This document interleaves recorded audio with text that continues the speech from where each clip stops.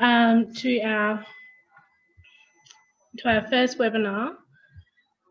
Oops, I'll just move that out of the way. So my name is Jessica Newbury and I'm the Executive Education Officer for the student-run academic association called Thinking Caps. Today we're partnering with Young Professionals Australia to present to you a webinar for the purpose of educating students of chemistry, physics and biology about how to use LinkedIn for networking for biological, chemical and physical sciences and latest industry trends in these STEM fields. So to give you a little bit of information, I'll move on to our next slide.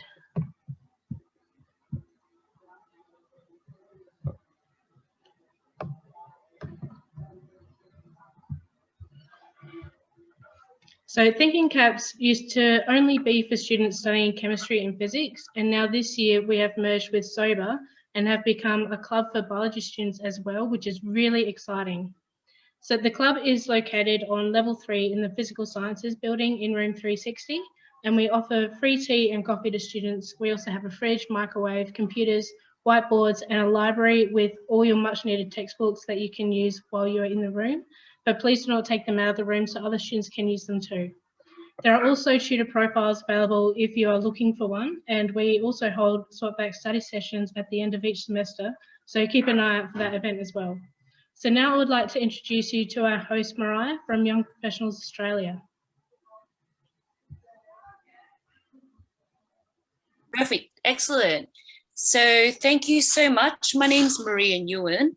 I'm from Professionals Australia. Thank you for this opportunity in having me here. Just a few housekeeping. If I can get everyone to mute themselves, that will, I much appreciate that. Also, the next 45 minutes, it's going to be, I'm not going to lie, it's going to be a big information dump. All right, so you will have questions along the way. What I do ask you and suggest is that you write it down or put it in the chat, and we will be able to answer it at the end. Well, myself, that is, right? Thank you. So as I mentioned earlier, my name is Maria Nguyen from Professionals Australia. And the main reason I'm here is that I just want to make sure that you guys, have, when it comes to moving from the education, from academia into university life, into the industry, that it's as seamless as possible. And hence the reason why this is called the Ultimate Jobs Guide, all right? Because for you professionals in STEM, we want to focus on that.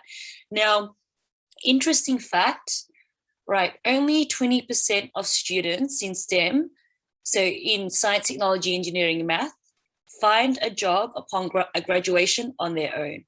Right. So what that looks like is these students have not looked at the advertised job market. They've really utilized their networks, or they say about a year and a half before they graduated, they went out and networked with people, formed really strong relationships to the point where eventually that person that they networked with referred them to a role. All right. So only 20% of students do this on their own.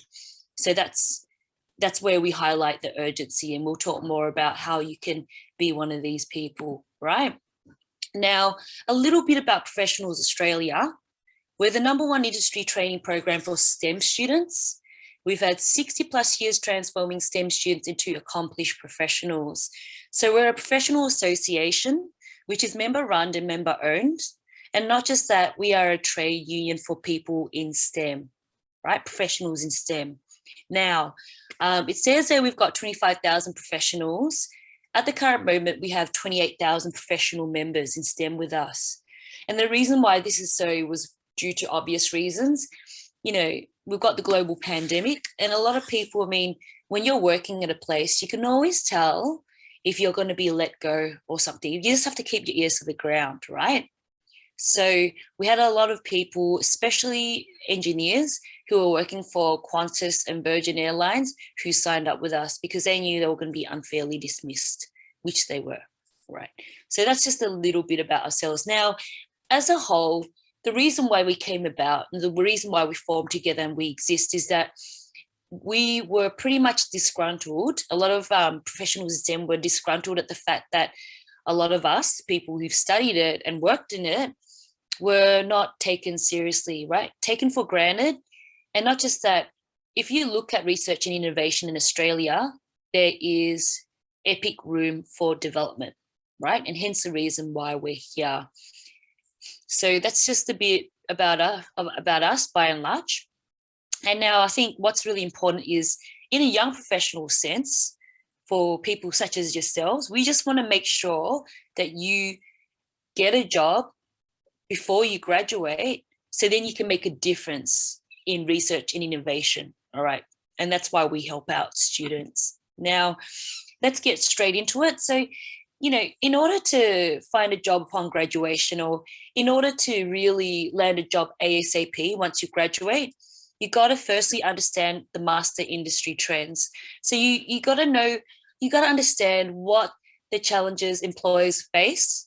You got to understand the challenges that you are faced, the numbers you're going up against, so you're able to put together a good application. But not just that, narrow your job search accordingly. So you got to know which area you want to focus on, so then you can be able to write a proper cover letter as well as a CV, and set up your LinkedIn to match this. Secondly, you got to, we'll talk about, how to win the ideal job despite COVID. Now, what we've seen a lot is that a lot of jobs do exist still out there. The only problem is they're not advertised anymore, right? And this is where we'll talk about winning the job, despite COVID. 3, we need to talk about securing permanent work. So what we're finding now is, during this global pandemic, a lot of contracts that are being offered along with a letter of offer is very limited. And what that looks like is that, say, for instance, a contract will say, all right, you will be employed for this 1 year period. So that's exactly what we're seeing, right? So, we're going to talk about how you can approach your employer, and also when you look at a contract, how can you manage it and make sure that it's not just a 1 year base contract that's ongoing, but also it's more so a permanent contract. Also, with number 4, we'll talk about how to lock in pay and career progression. Now, what you'll find is, on a yearly basis, your employer will say to you, right now, around April, we're going to perform a performance review. And this is the opportunity for you to talk about your performance and what we can work on. Now, a performance review is translation, also a pay review, right? So they're asking you, so since you started working here, have you recorded your achievements? And if you have, and when we talk about that key metrics, that's where you have to justify yourself, and then we can give you a pay rise. So that's what we'll talk about, because that's really important. It was something that I didn't know when I graduated back in 2007.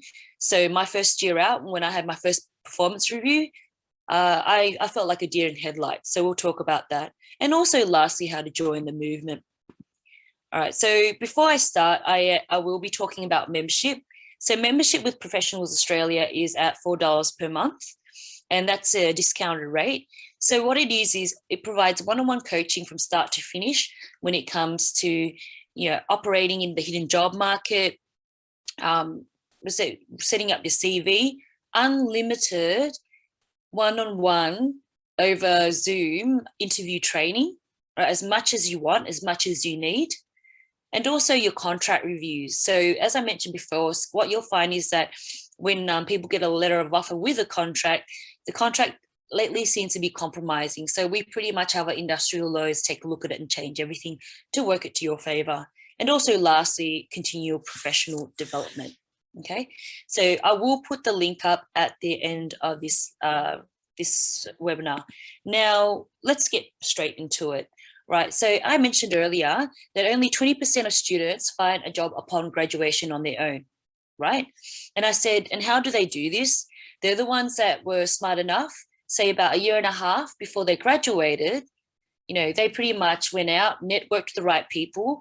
Back in the day, before LinkedIn, what people used to do was door knock in certain companies, right? And that's what a lot of my friends did too, right? So I did the same thing, pretty much the same course, science. I did biomed, biotech. And a lot of people who landed a job upon graduation, this is exactly what they did, right?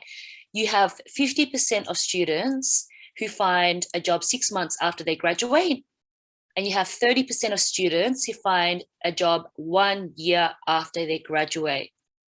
Now, what's really alarming is within the cohort of students who are working full-time, 25% don't even make it into the area of interest. So they don't even make it in the area of STEM, science specifically.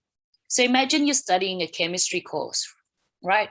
For how long? And it's very expensive too, because chemistry courses, you got to pay for the reagents and also the equipment use and so forth, right? And imagine, say, about 6 months after you've graduated, you can't find a job, you've got bills stacking up, piling up, and you're thinking, whoa, maybe I have to move back home to mum and dad.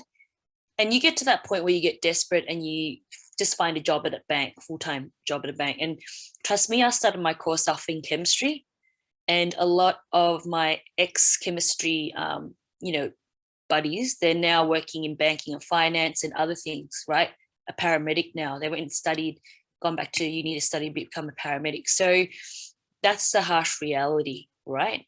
And the reason why I talk about this is that I think, when you talk about applying for jobs, you can't just focus on the advertised job market, because if you look at the statistics here, you've got 44,000 STEM job seekers per year, and you've only got 15,000 advertised entry level, jobs advertised.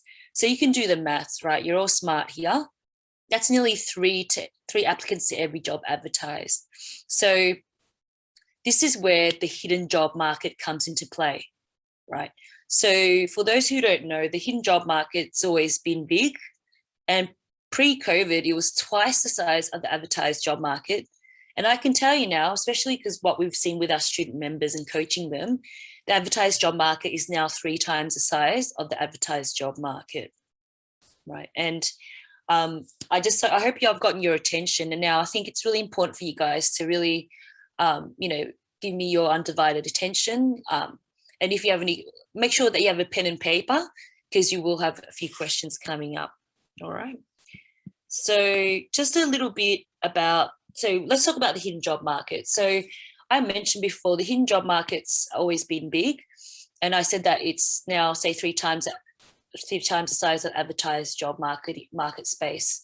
Now, the key things you need to know, and these are statistics, right? So this is just a slide of how students spend their time. So what you'll find is when you apply through advertised jobs, so if you look at a company, only 25% of hires occur through advertised jobs, right?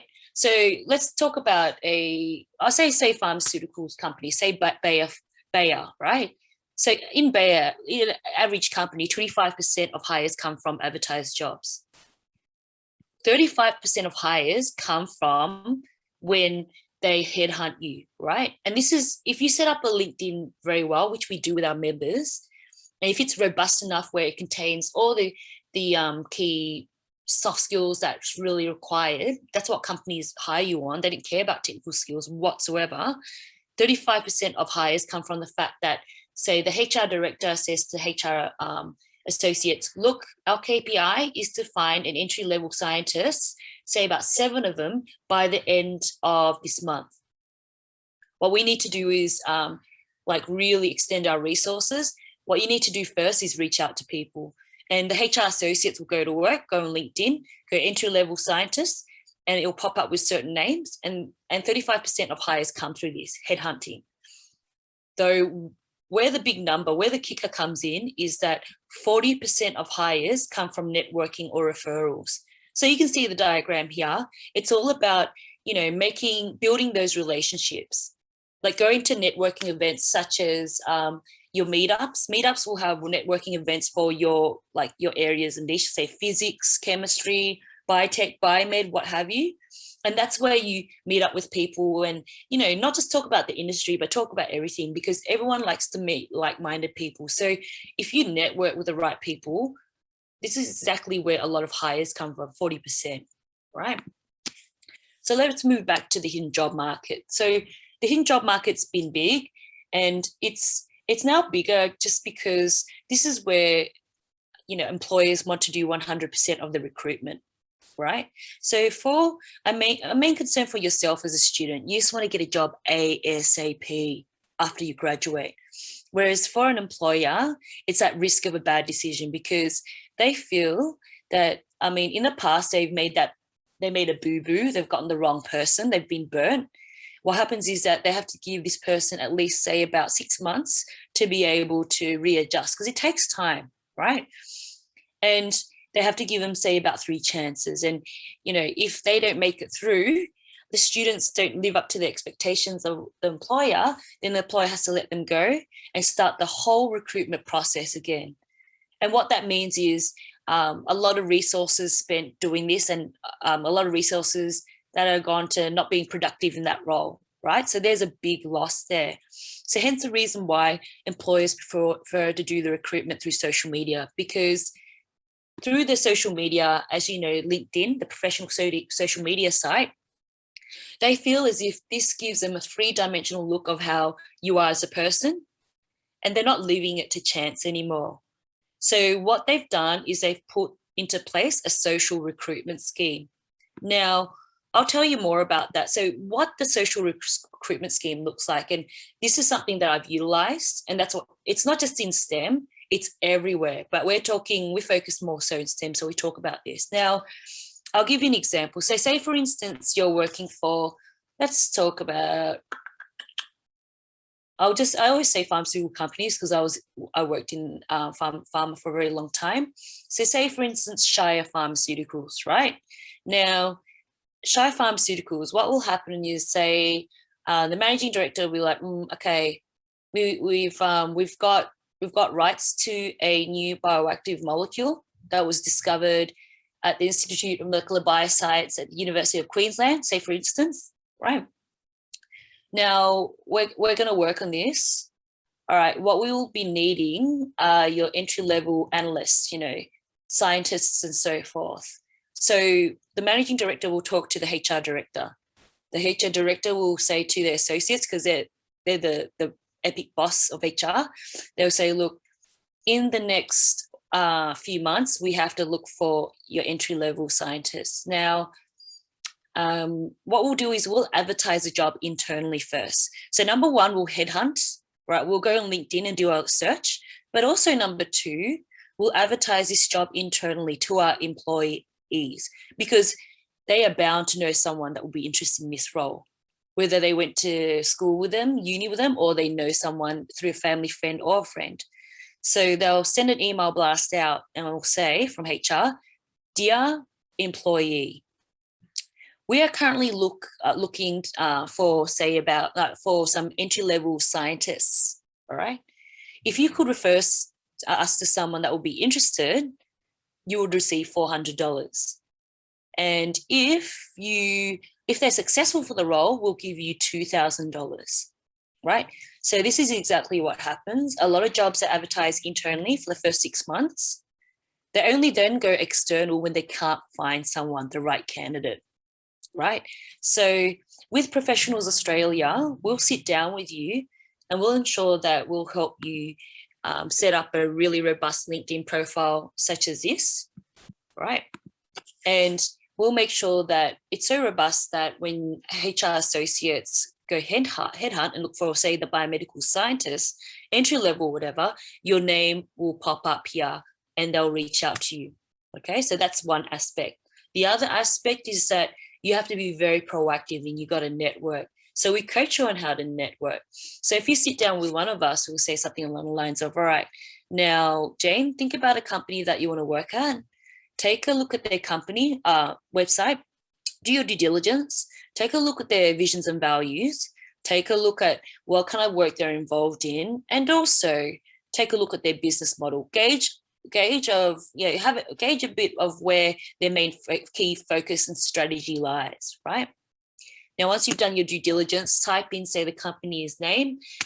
All right, for examples purposes, I'm just going to say Samsung, right? So say you put up Samsung there on your search. What it will do is it will populate with people who work there from Samsung, right? Now, what we tell you to do is not to target your managing directors, not to target your CEOs, don't target HR, they're so busy. target your everyday working people, right? I know Samsung's a scientific company, but hey, right? So imagine, say, there was a biomedical scientist that worked at Samsung, Darren Saunders.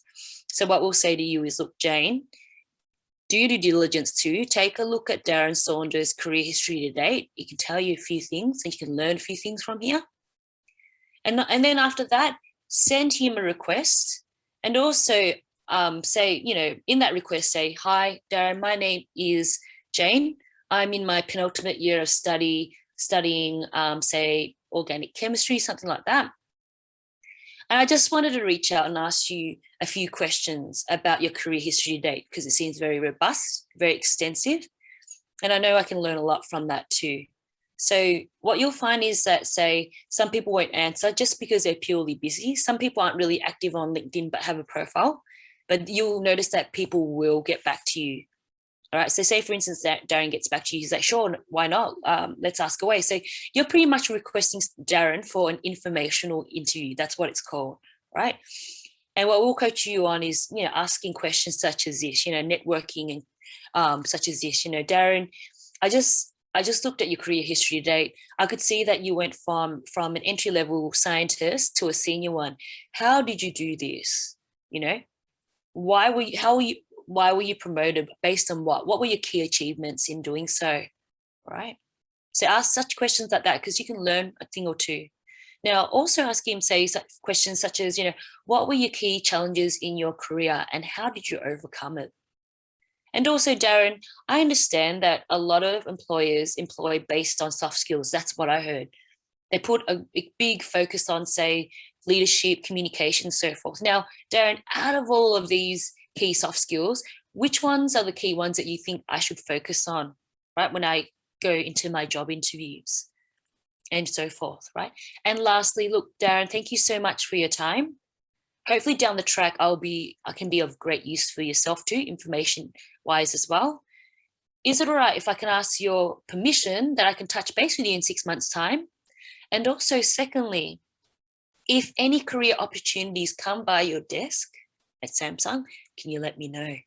So, you know, in that conversation, not only did you find out a lot more about the industry and a lot more about what employers really focus on when it comes to key attributes, you've also demonstrated to Darren that you are very proactive in your career search, that you take your career development seriously, right? And that will make an impression on him. Now, say, for instance, he's working at Samsung, 2 months down the track, he gets an email blast from HR internally saying, dear Darren, we're currently looking for an entry-level scientist. If you could refer us to someone that you know, we will give you $400. If they get the job, you receive $2,000 bonus. So that's exactly what a social recruitment scheme is, number one. Number two, this is why networking is so important. You think that $2,000 bonus is huge? In construction, that's another industry, their bonus is $5,000. My friend who's an architect, she told me this, right? So that's why networking is so important, right? And there's so many networking groups out there like you wouldn't believe. Up until recently, I heard about a Business International one that like you have to pay membership to be part of. To be honest, you don't need to pay to network. You just have to know how to network yourself and be brave enough to do so. And also lastly, knowing that, you know, a lot of people who work at companies are out there to make bonuses. Trust me, you know, what will happen is companies, if they get to see you, get access to you, they'll happily create a job for yourself. So that's LinkedIn, step one. And that's why networking is so important. And that's, this is where you should be doing a majority of your job search, right? Step two is your conventional standard paper-based CV. Now, the paper-based CV isn't as hard as what everyone makes it out to be. You only need to know one thing, and that one thing is that robots do the filtering, not humans. Now, 85% of CVs are being deleted for being too generic. And what generic looks like is when you have your mission statement, you say something along the lines of this, right? In my final year of study, currently looking for an entry-level position as an organic chemist for 2022. My GPA is X amount. right? Now, number one, I can tell you this now, this statement's so generic, the CV will be deleted. Not just that, you got to understand that, you know, GPAs aren't something that an employer looks for. You know, they have so many people who are qualified. The market's so super saturated with people in STEM, right? They're looking for someone who has more, right? And what more looks like, it looks like in the form of soft skills, say strong leadership, strong interpersonal relationship skills, because communication is so important, strong listening skills, strong problem solving skills, lateral thinking, all that jazz. So with our members at Professionals Australia, we pretty much sit down with them and we pretty much come up with, say, at least one, key, solid, soft skill that they can put in, that we help put into their mission objective that goes in the STAR format.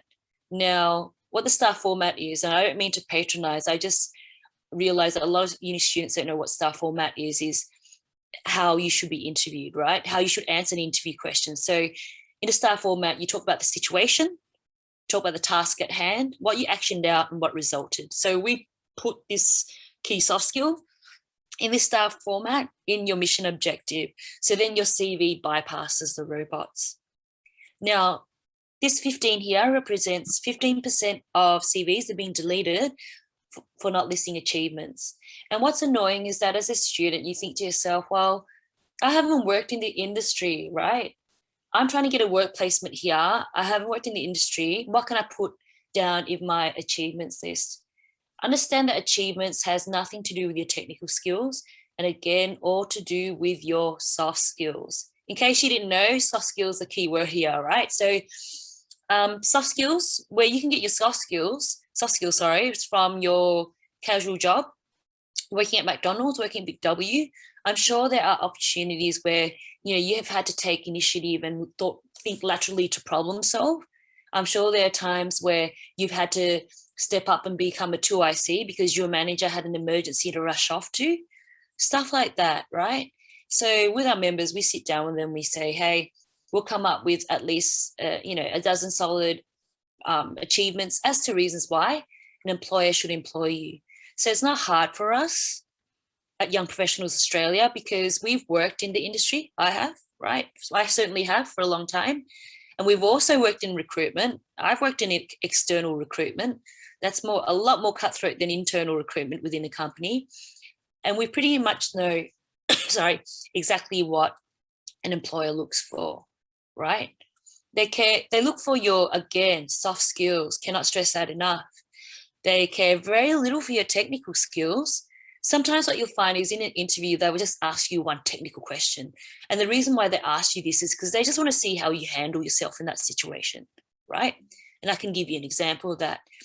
They care very little for your technical skills, and they look for your key behaviors because they want to make sure that you'll get along with your team members, other scientists that you work alongside, but then also they want to make sure that you'll get along with your line manager, the person who you report to, and also adjacent teams, because not only will you be working with other scientists, you'll be working with sample receipt as well.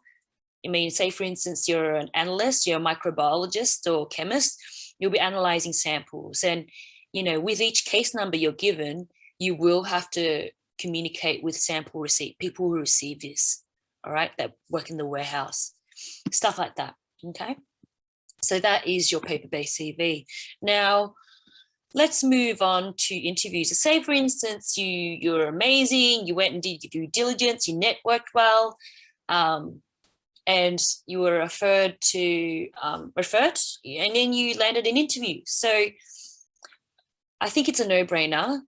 Before you step into the interview, you've got to be 150% all over the questions and answers. There's no point in going to an interview if you're not prepared. Right. So what we've seen is before people sign up with us, students sign up with us, we ask them a few questions about how they performed in interviews and so forth. And what we're finding is that a lot of people have prepared for interviews, but they prepared for the wrong thing, right? They went too technical, right? They didn't really think that they would be asked questions that would be involved in a psychometric test kind of setting. Because at the end of the day, all these key behavioral questions and so forth, it's all about determining your key soft skills. And also it's all determining how you work with others, right? That's why they ask you such questions such as, they'll ask you a question such as this, like, have you come across conflict in the workplace? And if so, what happened, right? So they just want to make sure you get along with everyone, right? And they'll ask you such like lateral kind of like questions, really abstract questions such as, and I've been asked this, Maria, if you were a member of the family, which member of the family would you be? They ask questions like this. Again, they just want to see that you'll fit like a jigsaw puzzle within that team, right? Now, so understand that when you go into an interview, they obviously know that you can do a job like in a technical sense, right? That's why they've decided to interview you. When generally when they interview you, they have 2 people interviewing you, or at least 2, normally a panel. Now, with members at Professionals Australia, we make sure that they're all on top of this, right? We provide one-on-one interview training, unlimited. We teach you such things such as the 22 rule. So every answer to every question should not be no shorter than, should not sit below 20 seconds and be longer than 2 minutes. We teach you such things as a 50-50 rule, where a hallmarks of a good interview is when people speak, the interviewer and interviewee speak 50-50, right? It's conversational. We teach you such things as the past, present, and future, how to determine in their language whether you've made it to the next stage and so forth, because interviews are never just one stage. We teach you the STAR method, as I mentioned earlier, is that in every interview, when you answer interview, it has to be in the STAR method. So you have to explain the situation. You got to explain the task that was involved. You got to then move on to what you actioned out, and also what were the results and the outcome from all that, right? And lastly, we teach you such things also is like what type of questions you should be asking at the end of a good interview. Now, make sure you ask questions that centers around what you can do for the company and what they can do for you. So a bad example of a question asked, which I've asked, that's why I'm using this example, is, I know Australian Laboratory Solutions is a really big company. How many countries does it exist in? That's what I asked. Now, that question gets you nowhere. It's a waste of time, right?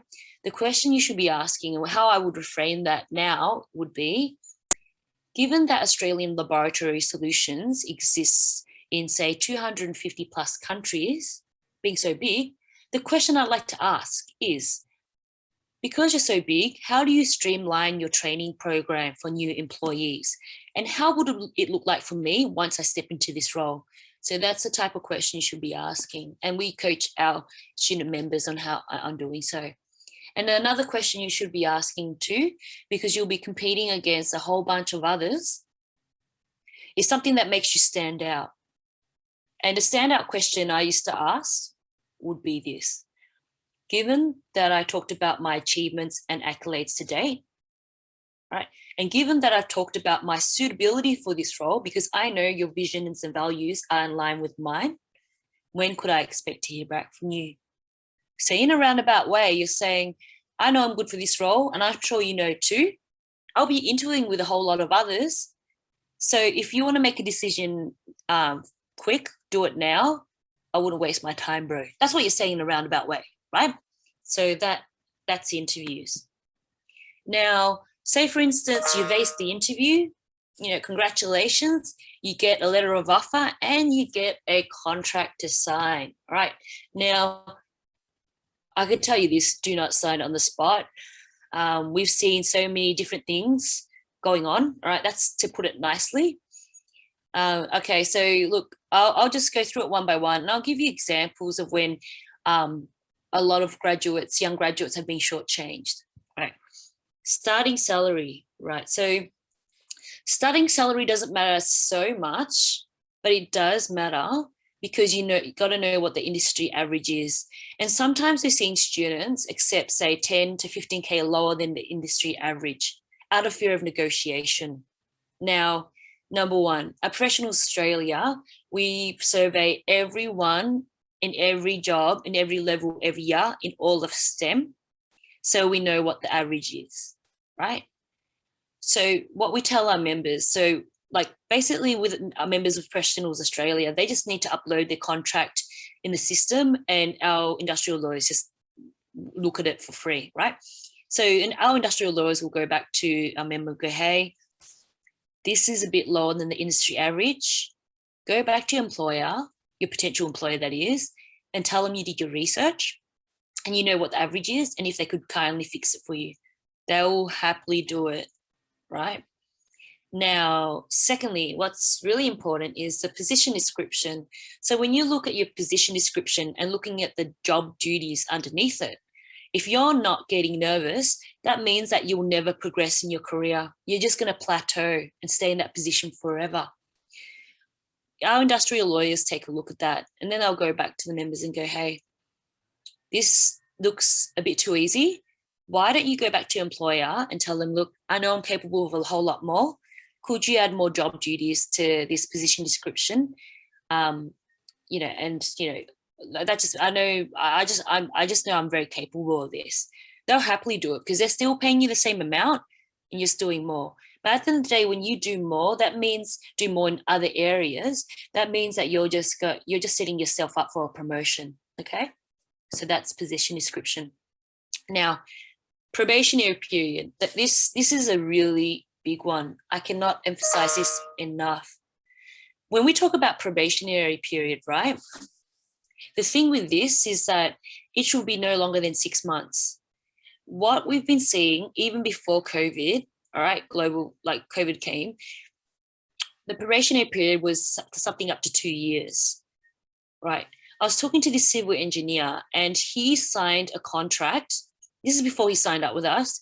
That was for 2 years and he didn't realize that, right? He got trigger happy and thought, hey, I got a job, I'm going to signed it.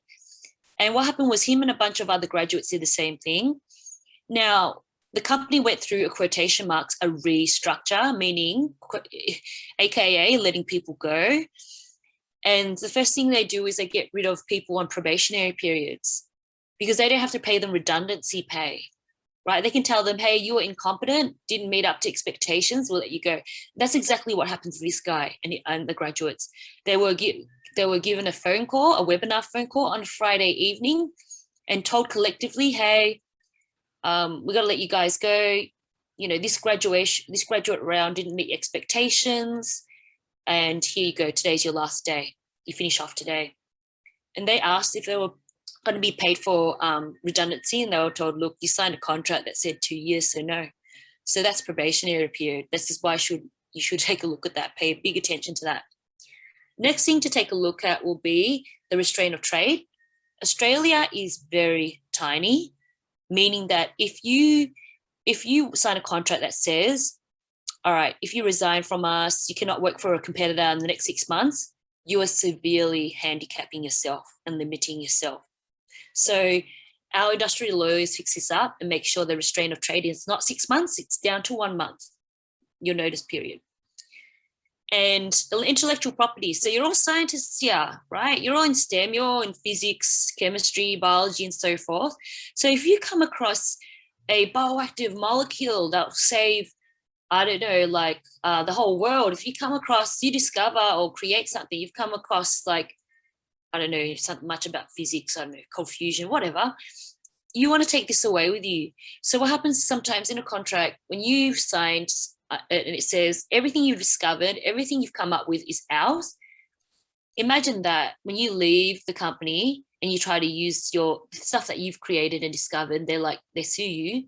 That's not nice, right? So our industrial lawyers pretty much fixes the IP clause up to make sure it's long, convoluted. So when HR read it, they go cross-eyed. They're like, oh my God, what's going on, right? So then you can walk away with your intellectual property. And lastly, what's really important is salary review. Salary review, translation in a professional sense, they call it performance review, right?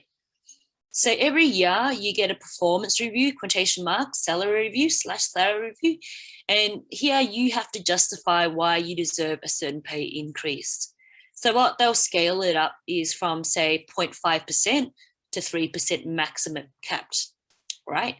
And when you step into your first professional working job, you need to start recording your achievements. Because if you don't, no one does it for you. And I'll tell you now, once you step into your job and when you get given that document with your performance review, they will tell you this. They'll say, look, it's your responsibility to really keep track of your career development. That's them saying, you gotta list your achievements. That's not my job. That's what they're saying, right? And what happens is when you have to really, record this and even put it in your own PowerPoint presentation yourself.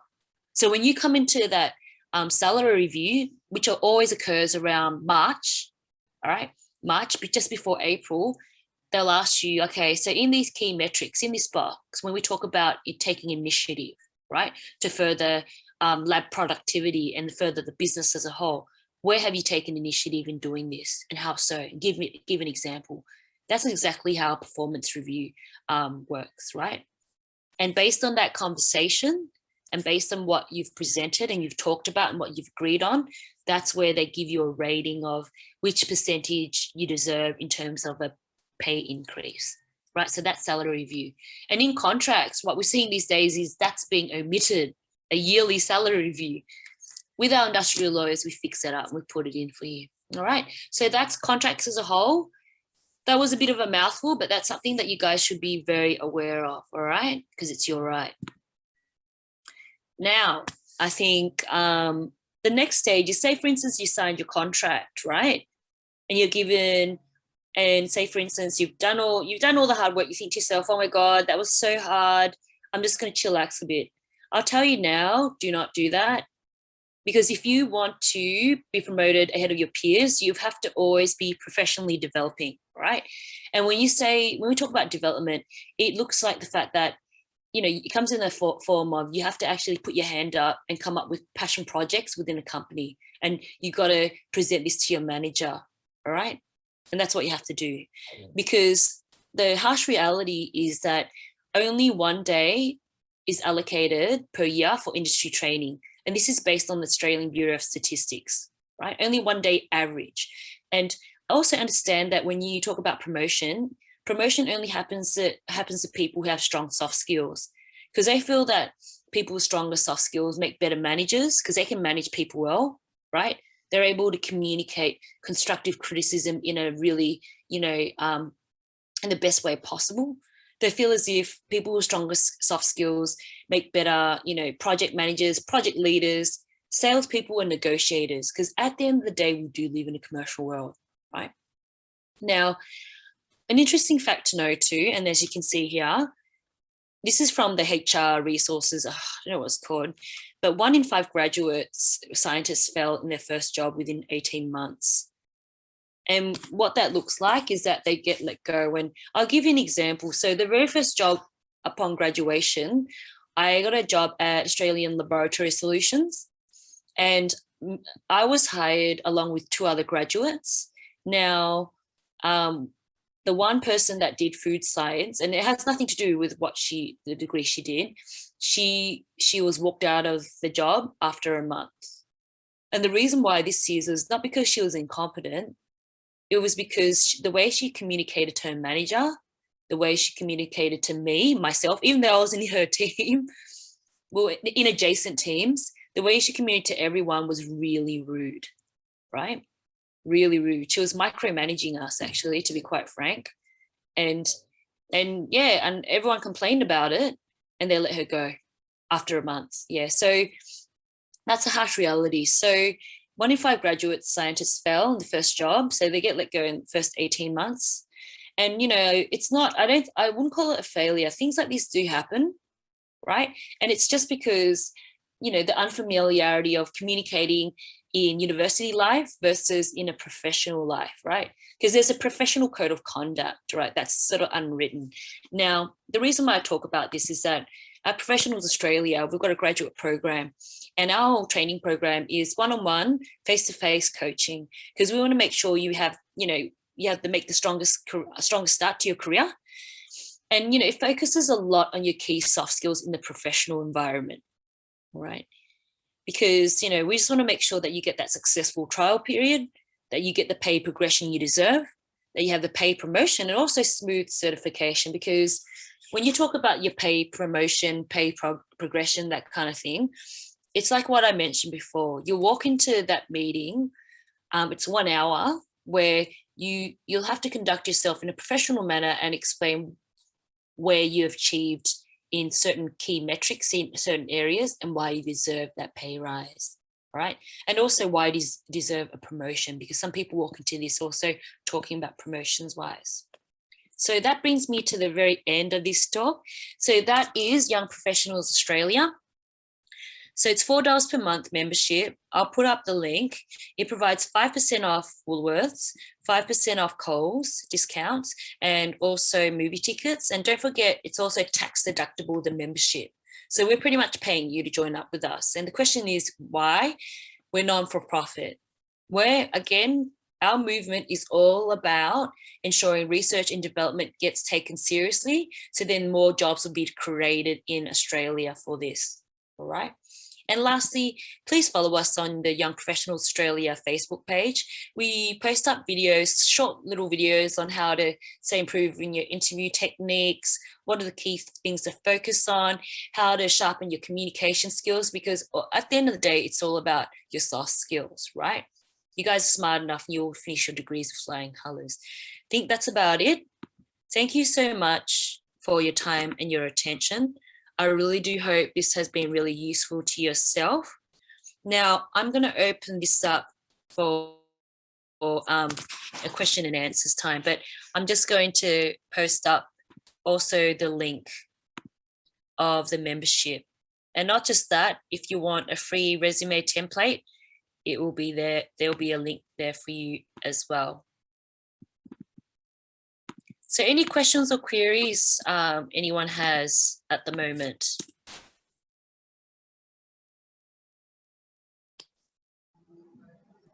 Yeah, so you're all allowed to talk now. So if you have a question or anything to ask Mariah, please feel free. Everyone's here for reasons. Everyone's really proactive in their career search, which is really good on you for doing so. Are there any questions or queries about the industry that you're in, whether it be biology, physics, or chemistry? Because I can tell you a bit about that. Interesting fact, before I started my biomed biotech course, I was studying chemistry, right? I was actually thinking of going into organic chemistry, but then changed my mind, right? Because I just felt like job prospects wise, it was just going to be too hard, right? So any questions or queries, guys? All right. Any questions regarding past interview questions you've had troubles with and you would like to workshop? Anything of the sort? All right. You know what? I'm going to call it out once. I'm going to call it out twice. Yep. I'm calling it out 3 times. All right. Okay. Forever. How about we go around and just let everyone know who we are and what industry we're studying in. So I'm studying in Bachelor of Education Honours, and I've majored in chemistry, biology, and mathematics as well, a little bit of forensics. So that's a huge demographic area that I could apply for jobs in. For sure, most certainly. Education is in teaching? Yes. Yeah, that's really cool. Yeah. So high school teaching? Yeah, high school teaching, and I could also go for tertiary after finishing honours. That's pretty cool. I was going to say, I eventually want to be a high school teacher in chemistry and biology, but that's down the track. I've been into, I worked in corporate, and also, so I worked in medical device sales, scientific sales. I was selling HPLC equipment as well. So I did that for a long time, pharmaceutical sales. I've had enough of that. I'm 38 now. I want to teach. So if you can allocate who to talk next, I don't want to. Yeah. I'll go down the list. So Benjamin, do you want to start first? Let us know what you're studying and what you hope to be in the future.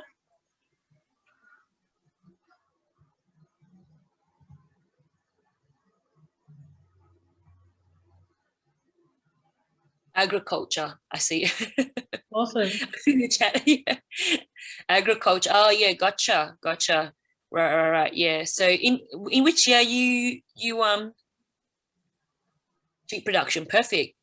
Last year PhD. Oh, excellent. Yeah. So I was going to say, have you started your job search, networking with people in, say, maybe the CSIRO and so forth like that?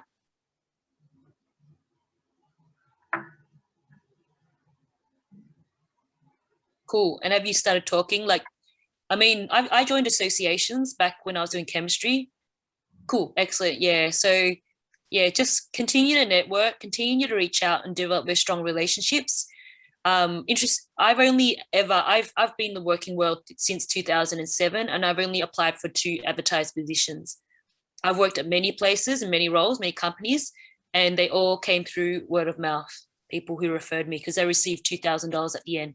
I've referred many people and received $2,000 plenty of times. So you could say I've gotten a ticket to Europe and back, say, about in my lifetime 8 times, right?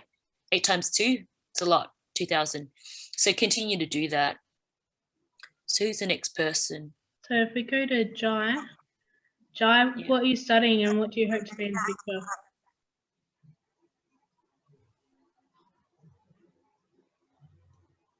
Hi, sorry, I'm in a shared office space. Fair enough. I am finishing off first year of PhD, yeah, but have finished an honours degree in biotech. So similar to me, I didn't do an honours. I was going to study an honours. I was doing my research project to do an honours, and the professor asked me, do you want to do an honours? I said, hell no. I respect people who do it. It's just for me, like, it's just my thing, right? So I'm still working on the second part of that question though. What question? I don't know what question. But I finished an honours degree in biotech. I think he or she's still going in terms of what to do afterwards. Yeah, what are you doing afterwards? What would you like to do, Jai? Jay? Oops. Oh, you're still working on that. Okay, sorry. Yeah, you know what? I didn't know what I wanted to do. I just knew that I wanted to work in a commercial lab as opposed to a research one. Because when I worked alongside a lot of PhDs, they told me not to do a PhD because you don't get paid much. So then I went, oh no. And then I decided I didn't want to continue because of that. But, you know, it depends what drives you. Now I'm not driven by money. It's different now. But yeah. So I think, Jai, what's really good is that if you were to set up a LinkedIn, a proper LinkedIn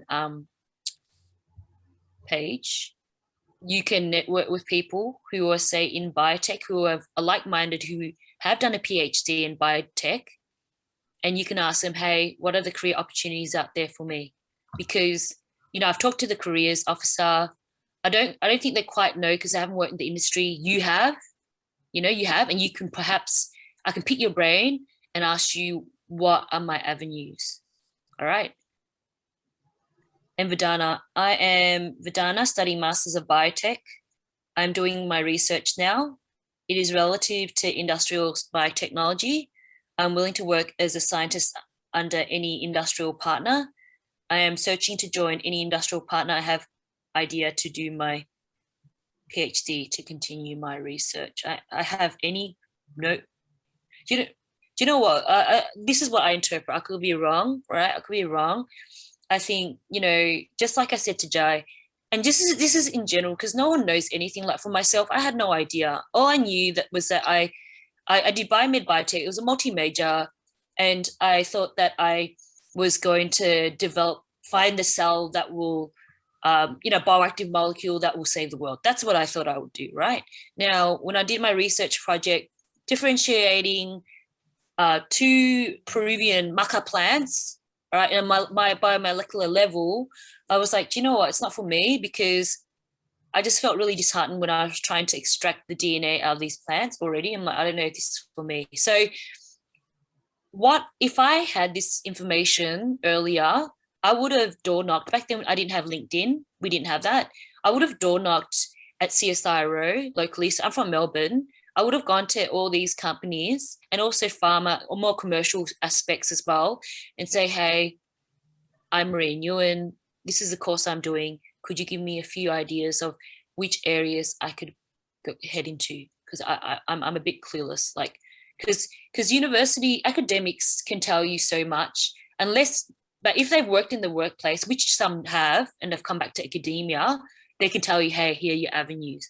And you understand that the world is always ever changing. There's always different roles that are gone to new, it's just changing. It always is. And it's up to you to do your due diligence, to network with these people, find out what's going out there. But it's also up to you to be constantly on Twitter, following these biotech companies, and then finding out what's new, right? So I think, at the end of the day, it's all about networking, whether it be trying to find which area you fit in, or whether it be finding a job, right? So I think that's the take-home message I can give to you guys. I think one thing to note too, when you do a PhD, make sure that when you look for a job, you find a job in your niche. Because what happens is, when you decide, hey, I don't want to work in that niche and I want to find a job in somewhere else, all right, in another area of science, which a lot of people do, all right. When I was in pharmaceutical sales land, a lot of PhD students could not find a job and they ended up being a sales rep, which is all right because you get paid a lot and you learn a lot, and your soft skills, your EQ just increases like that, right? So I used to sit in like the doctor's clinic, in a hospital clinic with my competitors, because everyone doesn't care, right? So I worked for Shire Pharmaceuticals. One of the competitors was Pfizer. They'd sit next to me, and we'll talk about like our studies, what we studied and how we got there. And they're like, I did a PhD in this. I couldn't even find a job. And I tried to find a job as a lab tech in a quality control environmental company. I couldn't even get it there. So I ended up doing this, but it's all right, pays well. And, I learned a lot. So I think what I'm trying to say is that don't be disheartened if you find it challenging getting a job when you have a PhD. Because what employers tend to see is that they see a PhD, they're like, oh, well, this person's going to find this job boring. We're not going to give it to them. All right. So I think when you come across that objective, what you need to be doing is really, really addressing that, say, in the interview and also in the cover letter. If you say something like, if it says something, PhD students need not apply, just say, hey, I can see that this is what you said in your the job advertisement, right? And I'm saying that, for me, I'm not focusing on, say, organic chemistry anymore. I just want to make sure I work in a commercial lab where it utilizes my degree, my background knowledge, but also I want to work in a commercial space, right? And that's how it works. So I think that's about it. I think I went off on a tangent, but I think it's just, the reason why I talked about this is just because I think it's really critical information that I wish I was given back then when I was starting off. After 1 year of working in a commercial lab, I got sick of that and started selling high performance liquid chromatography instruments to, biotech institutions up in Queensland. So that was like sort of like a bit of a tangent, but it was, but it wasn't, and a lot of people tend to go into the more commercial side because they're like, hey, I can utilize my technical skills, go to the commercial side, get paid a lot, but not just that. Not only my IQ is good, but my emotional intelligence goes exponential, right? So that's about it. So thank you so much for this opportunity. Thank you so much, guys, for attending. If you have any questions or queries, please, email it to me if you want, because what you'll find is you'll email in the chat. Sorry? Do you want to put your email in the chat? Yeah, I sure am. So Nguyen at professionalsaustralia.org.au. Yep. And please add me on LinkedIn, and also please set up a LinkedIn profile if you haven't, right? If I can advise you, right? Thank you so much. No worries. Thank you, Mariah, so much for joining us today. That was so much information, but it was fantastic information. Like some of that stuff. Thank you. I just hope it was just value add. I hope that your lunchtime, because it's lunchtime was informative. There you go. Yeah, right? Definitely. So, guys, those of you that are on, please stay on, as we do have Beth from Careers coming up very shortly to give you guys some information about Horizon and how you guys can develop those soft skills for industry. So make sure you hang around for that. In the meantime, I'll get you guys to fill out a quick little survey to give us some feedback and to register you guys for the event, because this will also give you guys some Horizon points to go towards your Horizon Award, which is a professional development award that you guys can get at uni. and that can contribute towards your CV and everything like that as well. So make sure you guys hang around. Thank you so much, Mariah. I'll give you a big round of applause. Thank you so much. And we do have another webinar coming up in August, which will focus on, let me just have a quick look, on the ultimate guide to jobs and also resume and cover letter review for biological, chemical and physical sciences. So that'll be on the 4th of August. 4th of August. And you know what, like, it's up to you if you feel, because there's 3 people here, we can do this all again, but we can even do it narrower where we can workshop like like really obscure interview questions, because that's what they're all about, right? Only once I've been asked a technical question, the C1V1 equation, that's all, and I got it wrong, but I got the job. So it's how you really work around it. But thank you so much. I'm signing off now. Thank you. No worries. Thank you, Mariah. Yeah, bye. All right, so I'll just share my screen again with the presentation. So if you guys can, I'll put the link, where are we? There's the chat. So question and answers. Nope.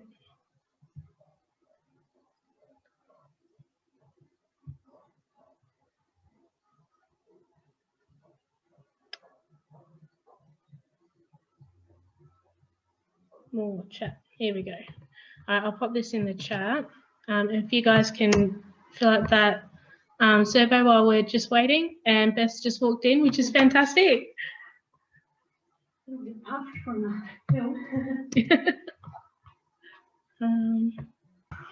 go. All right, so introduce you guys to Beth. Hey everyone. Do we have like a function where people can raise their hands or anything? Yeah, I think we do. Like that? Yeah, Joe raised his hand, so awesome. So speaking. Wonderful. I'd love to hear how many people have heard of the Careers and Employability Service in the Horizon Award already. Yeah, Jai, fantastic, Jai.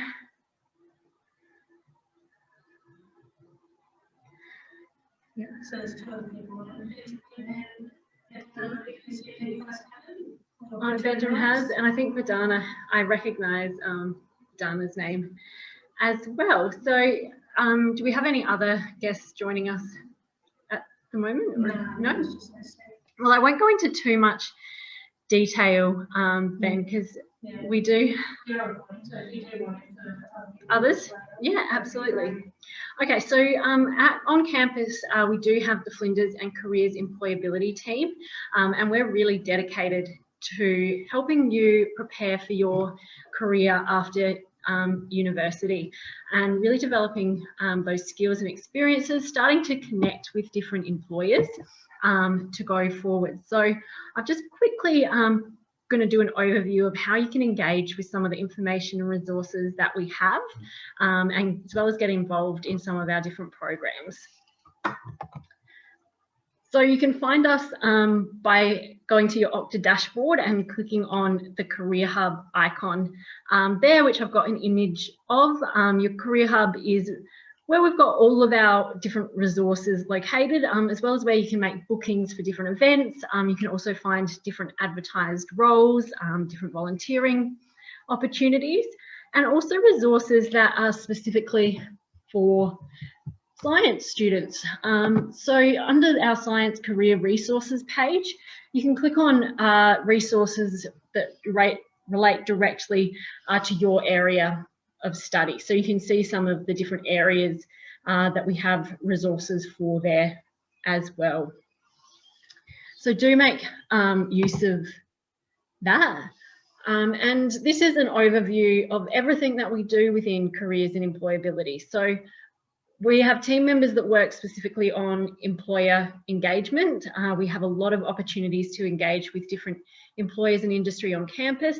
We also regularly run day in the life of sessions where you can find out about what it's like to work in different professions, as well as employer in residence, where you can find out more about how to actually apply for different roles. Our career development consultants work with you for career education, so getting help with writing your resumes, different applications. That doesn't also have to just be job applications. Maybe you do have an application sort of for a higher level position within the university, if you're looking to do tutoring or things like that as well. And then what I work on closely is the professional development component of our team, and that's mainly comes under our Horizon Professional Development Award. So you can see here within the Horizon Award, we have 4 different award levels that you can work towards by getting involved in a whole range of different activities and experiences that are going to develop those skills that we know employers really look for after you graduate, but are also going to be important regardless of the career path you take. So even if you're thinking, I'm going to go on to do further research with a PhD or go down that academic study line, the skills that you're going to develop are going to still really help you regardless of what career pathway you choose to take.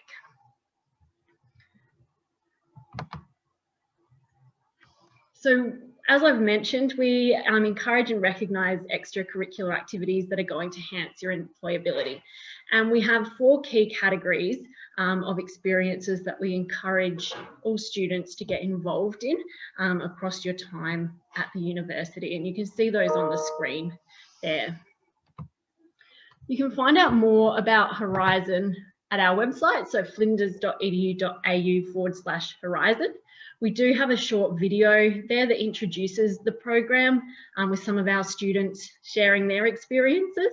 And I think online, I know we've got quite a few students today that are part of Horizon. I recognise the names. And you can also that way join the Flinders Horizon Award. So highlighted there, click on the Join the Flinders Horizon Award, and that will take you to our Flow site, which is where we run the program from. So this is a little bit of an overview of what the Flow site looks like when you arrive. So you can really explore the site using that menu there, how to get started, different activities, claiming points, viewing your points, and we also have a leadership specialisation as well.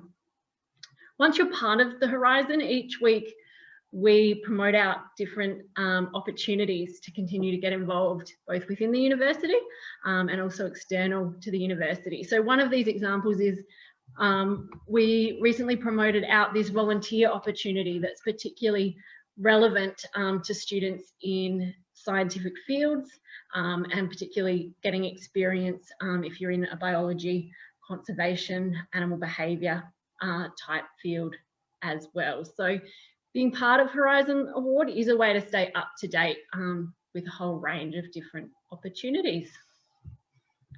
But we definitely welcome you to connect with our team. So we've got our email address there for careers, as well as our social media sites that you can get in touch with us as well.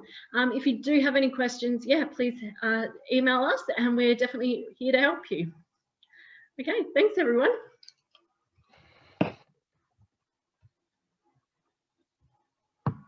Thank you so much, Beth.